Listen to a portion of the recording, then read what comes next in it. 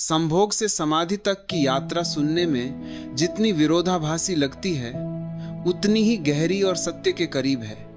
क्योंकि इंसान ने सदियों से अपने शरीर और अपनी चेतना को अलग अलग मान लिया है। उसने शरीर को पाप और चेतना को पवित्र घोषित कर दिया, और इसी विभाजन ने मनुष्य को भीतर से खंडित कर दिया। ओशो कहते हैं कि जीवन का कोई भी अनुभव अपने आप में अशुद्ध नहीं होता। अशुद्धि हमारे देखने के ढंग में होती है। संभोग भी जीवन की एक ऊर्जा है। वही ऊर्जा जो बीज बनती है, वही ऊर्जा प्रेम बनती है, और वही ऊर्जा यदि जागरूकता के साथ ऊपर उठे तो समाधि बन जाती है। लेकिन समस्या यह है कि इंसान संभोग को या तो दबाता है या उसमें पूरी तरह अचेतन होकर डूब जाता है। दोनों ही स्थितियों में वह उस ऊर्जा को समझ नहीं पाता। दबाव बीमारी बन जाता है और अचेतन भोग खालीपन। इसलिए ओशो का मार्ग न भोग का है न त्याग का, बल्कि साक्षी भाव का है। जब इंसान पहली बार यह देखता है कि संभोग के क्षण में उसका मन शांत हो जाता है, विचार रुक जाते हैं, समय थम सा जाता है और एक क्षण के लिए अहंकार गायब हो जाता है, तब उसे यह झलक मिलती है कि आनंद बाहर नहीं बल्कि भीतर की निस्तब्धता में है। लेकिन वह इस झलक को शरीर से जोड़ लेता है और बार बार उसी अनुभव को दोहराने की कोशिश करता है। यहीं वह चूक जाता है, क्योंकि अनुभव शरीर में नहीं, उस क्षण की निर्विचार अवस्था में था। अगर इंसान उस अवस्था को पहचान ले, उसे समझ ले, तो वही शांति, वही विस्तार, वही आनंद बिना संभोग के भी उपलब्ध हो सकता है, और यही समझ उसे समाधि की ओर ले जाती है। ओशो कहते हैं कि संभोग एक निम्नतम ध्यान है और समाधि सर्वोच्च संभोग है। फर्क सिर्फ चेतना की ऊंचाई का है। जब इंसान संभोग को अपराधबोध के साथ जीता है तो वह नीचे गिरता है, और जब वह उसे पूरी जागरूकता के साथ देखता है तो वही ऊर्जा ऊपर उठने लगती है। शरीर का केंद्र धरा बदन धीरे धीरे हृदय की ओर और हृदय से साक्षी भाव की ओर बढ़ने लगता है। यह यात्रा अचानक नहीं होती, यह एक गहरी समझ से जन्म लेती है। जब इंसान अपने भीतर उठती कामना को दबाने के बजाय उसे देखना शुरू करता है, उसे समझता है, उसके साथ पहचान नहीं बनाता, तब वह कामना धीरे धीरे रूपांतरित होने लगती है। वही ऊर्जा करुणा बनती है, प्रेम बनती है और अंततः मौन बन जाती है। समाधि का अर्थ किसी विशेष अनुभव को पकड़ लेना नहीं है। समाधि का अर्थ है भीतर इतनी शांति होना कि कोई चाह शेष न रहे, और यह शांति शरीर के विरुद्ध जाकर नहीं आती, बल्कि शरीर के साथ मित्रता से आती है। ओशो कहते हैं कि जिसने अपने शरीर को दुश्मन बना लिया, वह कभी आत्मा तक नहीं पहुंच सकता, क्योंकि आत्मा उसी शरीर के द्वार से प्रकट होती है। संभोग से समाधि तक की यात्रा का अर्थ है अचेतन से चेतन की ओर बढ़ना, प्रतिक्रिया से साक्षी बनने की ओर बढ़ना। जब इंसान यह समझ लेता है कि आनंद किसी वस्तु, व्यक्ति या क्रिया में नहीं बल्कि जागरूकता में है, तब उसके जीवन की दिशा बदल जाती है। तब वह न भोग का गुलाम रहता है और न त्याग का अहंकारी। वह बस देखने वाला बन जाता है, और देखने वाला ही मुक्त होता है।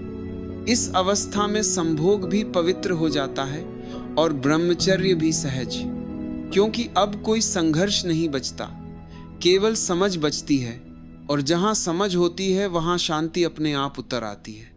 यही शांति धीरे धीरे समाधि का रूप ले लेती है, और तब इंसान यह जान लेता है कि जिस आनंद को वह बाहर खोज रहा था, वह तो सदा से उसके भीतर ही था, बस उसकी आंखें बंद थीं, और आंखें खुलते ही यात्रा पूरी हो जाती है।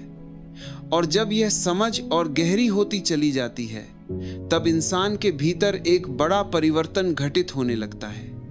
अब वह कामना को शत्रु नहीं मानता और न ही उसे पूजने लगता है, वह बस उसे देखता है, जैसे कोई नदी के प्रवाह को देखता है, बिना उस में कूदे और बिना उसे रोकने की कोशिश किए। इस देखने मात्र से ही ऊर्जा का स्वरूप बदलने लगता है। जो ऊर्जा पहले बाहर की ओर बहती थी, वह धीरे धीरे भीतर की ओर मुड़ जाती है, और भीतर की ओर मुड़ती हुई वही ऊर्जा मौन का रूप लेने लगती है। इस मौन में कोई दमन नहीं होता, कोई संघर्ष नहीं होता, क्योंकि दमन में हमेशा हिंसा होती है और हिंसा से कभी भी समाधि नहीं जन्म ले सकती। समाधि तो प्रेम की अंतिम अवस्था है, जहां प्रेम भी रूप छोड़ देता है और केवल उपस्थिति बचती है। इस अवस्था में इंसान न तो शरीर को नकारता है और न ही उसके पीछे भागता है। वह शरीर को एक द्वार की तरह समझ लेता है, एक माध्यम की तरह, जिससे होकर चेतना अपने उच्चतर आयामों की ओर बढ़ती है। जब यह दृष्टि स्पष्ट हो जाती है तो जीवन की हर क्रिया ध्यान बन सकती है। चलना, बैठना, सांस लेना, यहाँ तक कि प्रेम भी, सब कुछ एक सहज सजगता में घटने लगता है। अब संभोग कोई तात्कालिक विस्फोट नहीं रह जाता, वह एक शांत लहर बन जाता है। और जब लहर शांत हो जाती है तो सागर स्वयं प्रकट हो जाता है। वही सागर समाधि है, जहां कोई तरंग नहीं, कोई इच्छा नहीं, कोई खोज नहीं बचती, केवल होना बचता है। और इसी होने में इंसान पहली बार जानता है कि उसने कभी कुछ खोया ही नहीं था। वह सिर्फ गलत दिशा में देख रहा था, बाहर खोज रहा था उस सत्य को जो हमेशा भीतर था। जब यह समझ पूरी तरह उतर जाती है तो जीवन में एक गहरी सरलता आ जाती है। अब न कामना बोझ बनती है, न त्याग अहंकार बनता है, सब कुछ सहज हो जाता है। इंसान जीवन को जैसा है वैसा स्वीकार कर लेता है, और इसी स्वीकार में वह परम विश्राम को उपलब्ध होता है। यही विश्राम समाधि है। कोई ऊंची अवस्था नहीं, कोई विशेष उपलब्धि नहीं, बल्कि एक साधारण सी जागरूकता कि अब कहीं जाना नहीं है, कुछ पाना नहीं है, जो है वही पर्याप्त है।